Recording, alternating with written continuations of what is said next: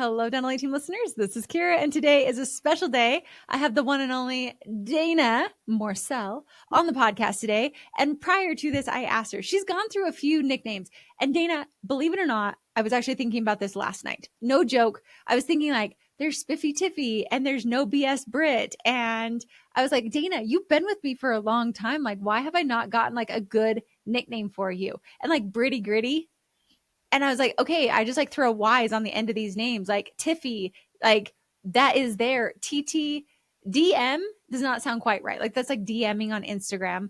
And so I thought like, it's just Danny. And now you told me I got to do it with a Southern drawl. So it's going to be like Danny on the farm. Yep, it has to have it. I feel like it reminds me so much of my dad, and like it just has to have that. Well, it's my dad. He grew up on a dairy farm. For all the listeners, don't worry. We have like a really good podcast today. It's an office autopsy that Dana has taken these 3 incredible practices, like one owner, like they went from just stress and chaos and burnout to complete and absolute just like freedom, which, and Dana has done it so quickly. So we're going to get there. I'm just going to tell you about this dairy farm real fast. My dad grew up on a dairy farm, and he used to say his mom would always be like, Ricky, like that's how he would call him. And I imagine myself on this like beautiful estate and like sweeping my porch and having this like big white porch out there. And I'm like, Danny, like, come on. So that's how I envision this. So, you know, that's the vision over here. So whether you like it or not, otherwise we can go back to donuts with Dana. What do you prefer? I actually love you standing on your white porch shouting that, so we'll take it. I think it just fits. And if you haven't heard other podcasts, if you haven't been with us as long, Dana has the most random stories, like running her bicycle into a deer. She has so many animals. She's got kids. Like Dana will always come to the table with the most random stories, and she whoops everybody on trivia. We play games in our company, and it's always like team trivia. Oh, Dana will whoop them. So, you know, here we go, Dana. Welcome to the podcast. How are you over there, Dana? Special Doing Dana? pretty good. Yeah, doing pretty good. I think all of my wild stories and my trivia comes from like, I don't know, I just have this like weird memory thing where I can like memorize things very quickly. Even like applying for a car loan, they're always shocked that I know all of my account numbers, all of my balances down to the penny, like just off the top of my head. Wow. And so I think that that's kind of where some of that comes from. I didn't even know that about you. So that's also a really interesting thing to note of, all right, so Dana will remember, I mean, is this, okay, is it something where you can remember numbers like past, or is it like your bank account is just current right now, but you couldn't remember like a month it is ago? past, but it's because I don't know. My brain does this weird, like I make a riddle out of everything, and I'm constantly like, okay, well, if I run and remember something, like if it's 2, 3, 6, I'm like, well, 2 times 3 is 6, and like I don't know, create like weird connections, especially with numbers in my brain, and like riddle it so that I remember it. Fascinating. Okay. Well, there's another random fact about Dana. So Dana is one of my absolute fave humans in the entire world. Dana, truly, I say that on the podcast and I genuinely mean it. And we have talked about it on show, off show. Dana's just a super incredible human, and offices who get to work with her are so lucky. So we thought it'd be fun. Office autopsy time. If you're new to the podcast, this is where we kind of go behind the scenes. We mash up a few practices. So just so you know, you'll never really fully know exactly who it is, just to keep client, patient confidentiality. But we want to highlight of things that we do in real life, because I think consulting can be kind of hard. Like, what do you actually do, and what are the results you actually get? And so Dana just had some really solid wins with some practices. And I thought, Dana, let's get on the podcast and do our office autopsy, where we lift up the hood and we look behind the scenes. And what were some of the things you as a consultant did for this practice? What are some of the wins and gains that they've had? That I think will just be fun. So Dana, let's take it away. Kind of like, where did this practice start? What have we implemented and where are they now? Maybe even tell them like where they started, where they got to, and then we'll talk about the how, because that's really fun. I don't like to wait for the like end result. I want to know quickly of like, okay, they were like dying, drowning, broke, and then they got like hundreds of dollars and they got it in like a month. How did they do it? So take us away. Where were they? Where did they get to? And then let's go into the how. Yeah. And I think that this practice is just a really cool example of like, the importance of knowing your numbers, especially when you have multiple practices, and knowing what each practice is bringing to the table, and having really clear separated numbers for those things. And so it was just really fun, and I think a cool way to highlight how when you know those things, then you can fix systems that are broken or aren't working to see massive progress. So when this office came, they were at a negative profit each month. And we're talking like they're losing money, losing yeah, sleep, stressed out yes, of their minds. so stressed. They're pulling personal, they're pulling boatloads of personal cash every month to cover expenses, to keep these practices open. Doctor is going from office to office, and it's truly a really stressful time, and they don't really know where the leaks are coming from, and they can't put their finger on what's going on that's causing it. And yeah, stressed out to the max, and just really wanting help, and wanting to kind of pinpoint and give them a clear picture of why they are so stressed, and why these practices that feel as if they're booming or are starting to get busy aren't profitable at that point. And I think this is so common for so many practices, which is why we were talking morning huddle. We share all of our client wins every single day. You guys, we have a morning huddle. It's very fun. We talk about team wins, client wins. And when Dana talked about this, I'm like, Dana, we're podcasting. Like, can you get on the podcast with me? I think this is such a big win because it's quite, quote unquote, one practice that we've kind of mashed a few of them, but this is like every single office. And so many of them don't realize what's going on with my profit numbers. They feel like it's booming, but they have no money left over. And then they're stressed to the max, and they're working countless hours. And this isn't just a brand new practice. Like, this is a business owner who'd been in business for a long time. Like, it's almost that I should, with air quotes, know what I'm doing, but I just don't know where it is. And Dana, I'm so proud of you for saying like they need to know their numbers. We harp on this like crazy because when you actually can dig in, which I'm excited for you to kind of do like the grand reveal and then the how. But I mean, how many practices, Dana, this is, I hope people realize, one, practices all go through this. So this is not just siloed to one or two practices. This is every office at some point is going to go through cash flow crunches, stressed out, working all hours and not being able to pinpoint. And just because you're profitable today does not mean you're forever going to be profitable. It is something you have to constantly work at, constantly be vigilant on. And it's not just like set it, forget it, we're on our way. And so I think for that, but also I think so many people, because they don't know what to do, they spin their wheels, and that creates this cycle of death, in my opinion. Like, you truly are spinning, you're burning the candle at all ends. I remember when I met, because I talked to this office when they were joining our company, and I'm like, oh my gosh, like I can't want this more than they want it. Like, they have to make the decision to join us, but oh my gosh, I see your problem, I see your pain, and we have got to fix that, like, an ASAP, and get CPR, because the owner was just running frantic, and it was impacting family life and financials. And to me, you worked so hard that you should not be living that life this far into business ownership, whatever stage you're in. So I'm ready for the grand reveal. I hope people just realize this is not siloed, and it's not something that's permanent. And it's also, once you become profitable, that's also not permanent too. No season is permanent, but we want profitability to be more permanent because you're vigilant on it. Yeah. Yeah. And, after looking at things, developing systems, really honing in on their numbers and kind of what they were telling us, we were able to get them to be on track to hit 16% profit in August. So going from negative profit to actually having a decent amount of profit sitting there. And they're producing in one less office now too. Okay. So breaking this down, how many months are we talking? Is this like 5 months, 10 months, 12 months? How long of a timeline do we go for? 5 months. Okay. Mm-hmm. Again, why I wanted Dana to come on, because consulting is not an overnight diet pill. It's not something that we can just inject and say, here you go, like you're on your way. It is something. And also, I want you to realize, and any person listening, getting to negative profit also did not usually happen overnight. Now, buying a practice, you might be a little bit negative. So there is a space where that can be negative. But this was someone who was running multiple offices. And Dana, kudos. In 5 months, you got them from negative cash. We're talking like broke. There's no money, to a 16% profit. So there is, and we're talking, we're in the multi-millions. So you can just do some math. Even on 1 million, 10% profit is 100 grand. Okay. You add 16%, that's 160,000 of profit. Now you can do the math for your own practice of a 16% profit. And that was done in 5 months. So can you just imagine this practice going from like, oh my gosh, I'm broke, to having this much slush on the other hand and you got one less practice. There was multiple practices. You got rid of a practice, which there's strategy behind. Do we keep it not? What do we do there?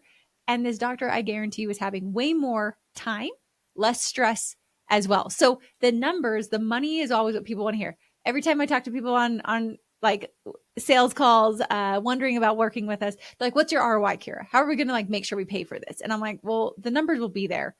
But what I actually care more about is the life you're living. Yes, I'm going to always cover numbers. Like that's the result. People need to have that.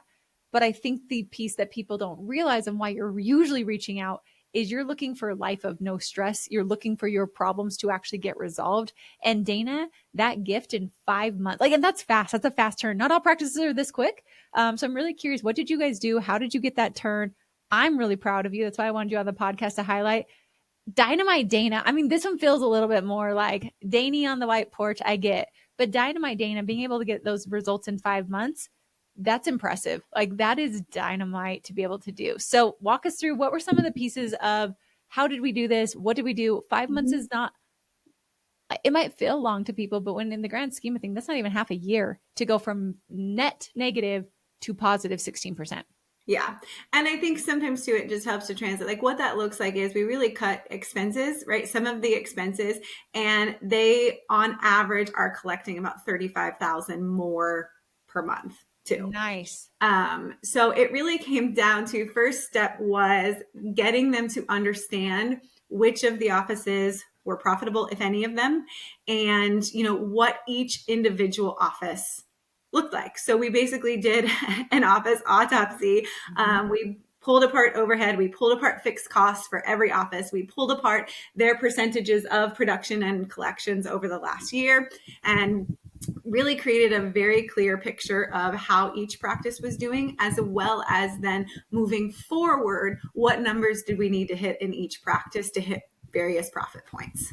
Awesome. So breaking this down, I think when people have multi-practices, this is a huge problem that offices do is they bundle it all together and they have no idea where the like true cash flow leak is. And what I found is in multi-practice ownership, usually it's one practice that is the bleeding child and all the rest of them are doing well, but you don't know that. And so I did this. I had multiple businesses. I had it all lumped into one and I didn't know like you have no idea where to fix things, where to move levers, what needs to happen. And so what we do is we do this like buckshot approach where we try to do everything for all of them, but don't actually know and can pinpoint. So we're working harder, not smarter on that. So I love that you broke it apart. So basically you got to have separate tax IDs for each practice. I know that seems annoying. It's also annoying to break it down for your insurance companies, but choose your hard. Would you rather know where you are profitable or where you're not? The answer is hard pass. Yes. Like we absolutely want that. And so from there, then you looked at how much it's costing each practice. And this is so fascinating to me. And people are like, but Kiera, Dana, like people travel with me to all the offices. And I'm like, fantastic. You have to actually put that salary, that amount for that practice. So we know. And what's wild is that team member technically is working for 3 different companies. Technically, they are when you break it down this way. So technically they could work 40 hours at each location. That's technically okay. Talk with your, like we are not CPAs. We're not financial advisors, but you have to look at this. They're separate tax IDs. I used to do this. I had multi practices. So depending upon how it's structured, not to say to work your employees 120 hours a week. That's not what I'm saying. What I am saying though, is if you've got a regional or you've got dental assistants that are going with you, they need to be clocking in at one location, clocking out, clocking at the next location, clocking out. And if you're paying them like gas or whatever in between, they need to actually be allocated to each practice individually so you can see actual costs per practice per business. This is how you run multi-businesses. You like think about it. If I have a dental practice and I have a coaching business and I have my real estate, they're like all the money technically comes to you as a person, but you have to have those separated to see which business is doing well. And when you can look at all 3 of your practices as separate businesses under one roof of your own, this then helps you, like you said, Dana, you laser focus and you pinpointed. So I'm very curious when you did this and you broke it apart, what did you find on expenses? Like how, like was one like just so I imagine it probably was just like cash flow negative. Like it was just gobbling all the money and the other ones are probably doing fine. Mm-hmm. Yeah, that's pretty much exactly what we found. And in breaking down all of those things, then secondary to that, just like you were saying with team members, we had team members doing various roles depending on which practice they were in. And so there was just a lot to really clean up, clarify, and streamline per practice, outside of even just expenses and knowing financially where the practice stood.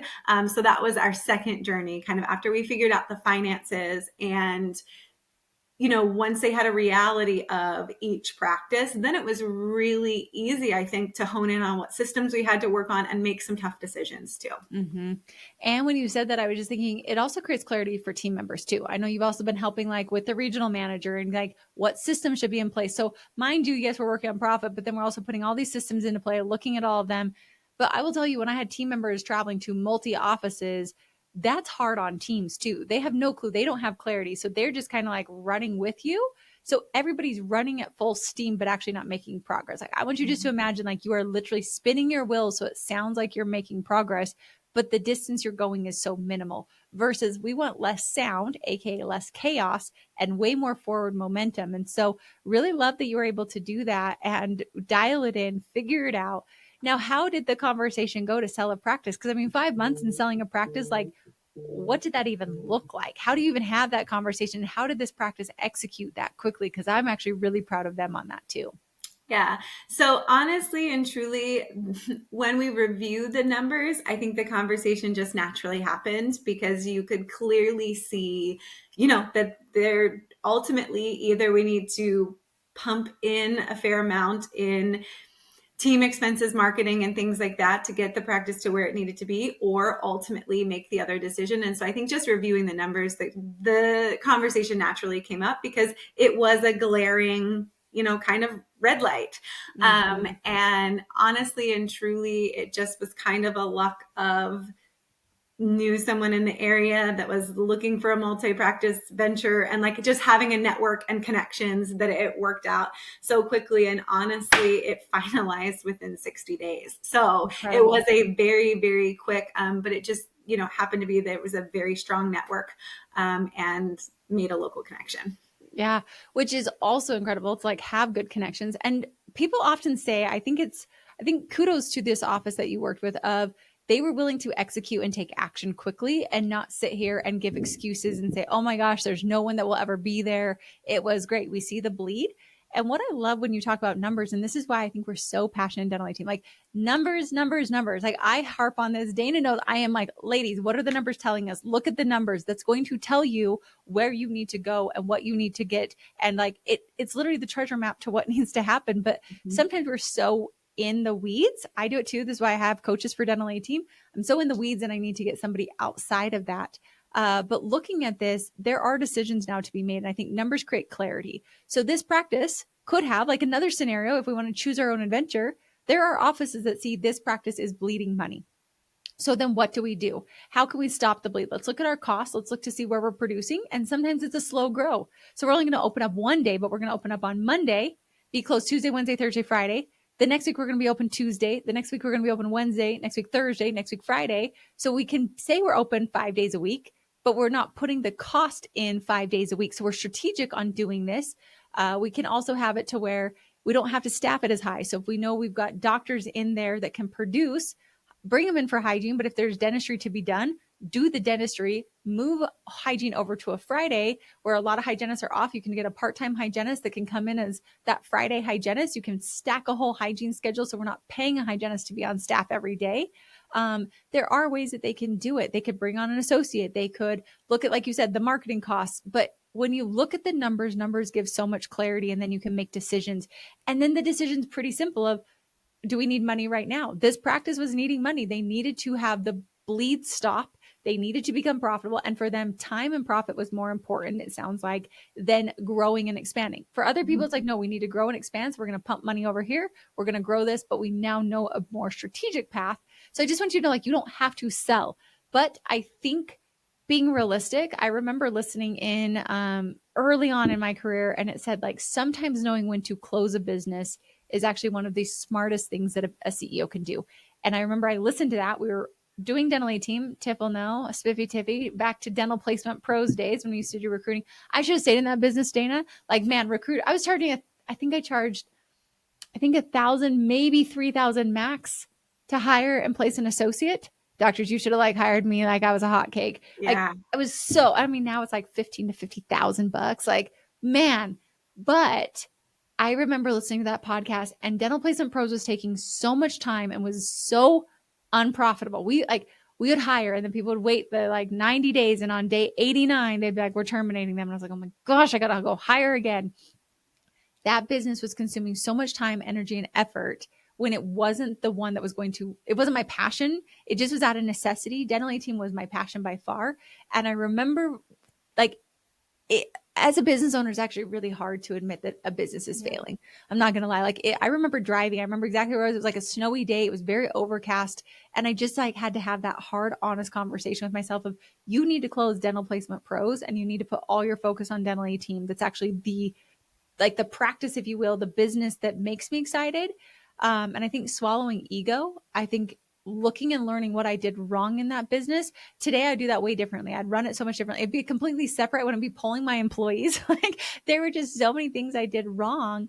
But I think having the humility and knowing when it's time to close something down versus open something up, I think sometimes it can feel really sexy and exciting to grow. But if we're just growing for the sake of growth, but we're not getting the time and profit that's truly our driver, I think those are great questions to ponder when we're looking at this. So those are kind of like my thoughts. Dan. Any other thoughts you had? It's such an amazing like transformation story. Yeah, and it's been really fun. And you're absolutely right. And we spent a lot of time on our calls kind of choosing our own adventure. What would it look like if, what's been our average marketing budget? And if we spent more and we had this, like, what would that timeline look like to get it to what is the active number of patients we need to make it profitable? We did say, okay, if we pull and we add days, what does that pull from the profitable practice if we move the doctor, to the other practice? We talked about expenses for an associate and, what we felt like they could produce as we added a certain amount of new patients each month.